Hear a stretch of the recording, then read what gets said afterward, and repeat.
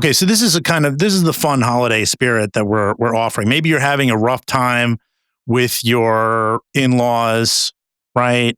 Maybe your uncle is embarrassing you. Maybe, you'd rather be somewhere else than where you are on Thanksgiving. Well, you have an opportunity now to learn about what RFK Jr. gets off on sexually. Who do we think does a better RFK voice? I don't know. So I'm going to lapse into the Red Scare voice we were just doing. So okay. How about you read this? I'll do RFK's voice. Okay. It was 4 years later. Another presidential campaign, another book project, another candidate whom she had profiled, another note, a poem, according to Olivia, though this time from the candidate to her. Your open mouth awaiting my harvest. Oh, God. Robert F. Kennedy Jr., who is now the Secretary of Health and Human Services, had written to my then fiance. Drink from me, love. Oh, my God. Okay, so if you can hear over Jared's RFK, he said, your open mouth awaiting my harvest. Drink from me, love. He continued, I mean to squeeze your cheeks to force open your mouth. Oh, God. I'll hold your nose as you look up at me. I can't see this, man. To encourage you to swallow. Don't spill a drop. I am a river. You are my canyon. I mean to flow through you. I mean to subdue you and tame you, my love. Oh, my God, dude. Was it good? Did I do okay? Yeah, it was fine. I can't even think about it. You should translate this again in case people didn't understand me. To squeeze your cheeks to force open your mouth. So romantic, by the way. Yeah. This is you bomb your entire relationship for this. As you look up at me to encourage you to swallow. Don't spill a drop. I am a river. Oh my God. You are my canyon. Actually, if you've eaten already, just put the podcast down and come back to it. You are my canyon. I mean to flow through you. I mean to subdue and tame you, my love. We should skip ahead a bit. Because I kind of copied and pasted the whole thing in this document. Yeah, that's fine. But that's fine. We understandably, it was delightful. Yeah.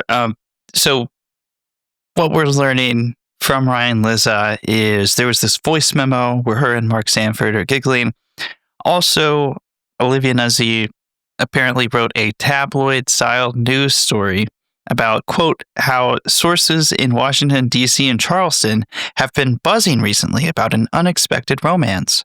Mark Sanford and Olivia Nuzzi, who is described as one of the most famous political reporters in America, a blonde beauty who gained critical acclaim as a skilled profile writer, gaining access to the powerful and the mysterious and turning it into pure journalistic gold. She was also the writer and performer of Jailbait. Yeah. But also, this is how Olivia sees herself, right?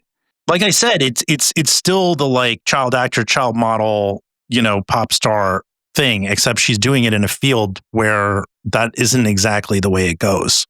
So skipping ahead, Ryan starts talking about when he tells Olivia that she's got to get out of his house after the RFK stuff comes to light. Says it was finally the end for us, which in many ways was relief. It took a while to get through the formalities of her initial denials about Bobby. I have not cheated on you, she said over and over again. I didn't do anything. I told her it didn't matter what she said because we're done. With that, she offered her first concession. Do I have a personal relationship with him? Yes, she said. Did I cheat on you? No. It went like this for a while, with her gradually offering more honest explanations and adding new details until she held firm about one line she swore she never crossed. I'm not denying there's a relationship, she said, but I'm telling you the truth that I have not had a physical relationship with him. I've never had sex with him. I've never touched him. That seemed improbable. Olivia first interviewed Bobby in July 2023 for a piece about Fran Drescher that was never published. She had texted me at the time, just talk to RFK. He's crazy. Just want to interject that the Fran Drescher was kind of leading the union response on, you know, in the strike around Hollywood writers, I believe, or writers and actors. I can't remember. Actors also. So that's why it was Fran Drescher, not because she's fucking awesome. She loved crazy people, so it should have been a red flag, though I thought nothing of it. But a seed had been planted, and she soon returned to LA and interviewed him during a hike when he grabbed her hand hard and wouldn't let go, which she told me and others had frightened and disturbed her. Her profile of Bobby came out in November. It was now August. Could it really be possible that they carried on for all this time and she never touched him, at least not since she grabbed her on that hike? I swear, she said. As she opened up about what had really happened, she made clear that there was an intensity to this affair that was beyond the 2020 infatuation. That other thing, she said, referring to Mark, was one event, and nobody loved anybody. With Bobby, she loved him, but, I quote, I never slept with him. I don't know. Again, I'm just going to skip ahead here. I want to get to the dominance and submission part of it. So the things before we get there, Ryan Lizza says Olivia became obsessed with RFK Jr. There's one line in here specifically that I think a lot of people have glazed over, which is, quote, including her catch and kill operations on his behalf, the campaign strategy memo she wrote him, and other journalistic transgressions that have still not been disclosed. Right? I actually missed the campaign strategy memo part first time I read it. Yeah. So I saw the catch and kill. So she is basically operating as a member of his political campaign while covering him. I swear to God, Vanity Fair is apparently reviewing her employment. If they don't fire her or cut ties or whatever it is, I really do think people should organize a boycott or whatever of their links. Or you cannot. This is insane. That she, like, imagine somebody you knew, one of our friends, you found out was. I mean, what would you even do? Like, I mean, it would, like, that would end a friendship for me to find out that somebody's. I don't even care what campaign. If I was working for Zoran Mamdani and I was doing catch and kill operations for him, which is basically like keeping stories out of the press. Right. And then or writing his memos undisclosed. I mean, it'd be different if I left to work for him. That's a different thing. But doing that while still carrying on as a journalist for a publication is so unethical and disgusting. It's not even doing that and still working as a journalist, but doing that and working as a journalist and covering that person. No, yeah, it'd be like I cover the Zoran campaign for the New York Times, and also on the side, I work for him. It's a great thing if you're I send nudes to him, and like he texts me about.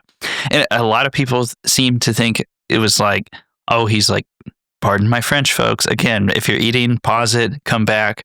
People think this is maybe about like him ejaculating in her mouth, but the way I read this, I think it's like piss play. Yeah, I think he's like could be. Peeing in it could be. mouth. It's open. I don't know what his harvest is, you know. But it's if he's a river and she's the canyon, he wants her to swallow all the drops. I mean that. Okay, and also I'm going to apologize for this as well. That sounds like piss play to me, man. I mean, at his age, with all the steroids and whatever we don't know he does steroids. It looks like, I will just say, reporting tone posting through it looks like RFK Jr. has used steroids based on his body. That is my personal opinion and not an opinion of this podcast. Michael Hayden's opinion. I looked at him and I thought, wow, that looks like a kind of guy who might, when he did his shirtless picture, might have taken steroids at some point. I don't know if he has or not, guys. That's just me. But anyway, I don't know. What kind of loads exactly are you blowing in your 70s with that kind of physical? I shouldn't even say that. Should I say that? I'm sorry, everyone. I apologize. Nobody wants to think about him ejaculating, but you know, we're just covering the news right now. Yeah, this is the news, guys. This is the news. I'm sorry. I'm so sorry. But I don't. Yeah, anyway, I'm sorry. Guys. Mike, you want to guide us through the subdom thing? Oh, God.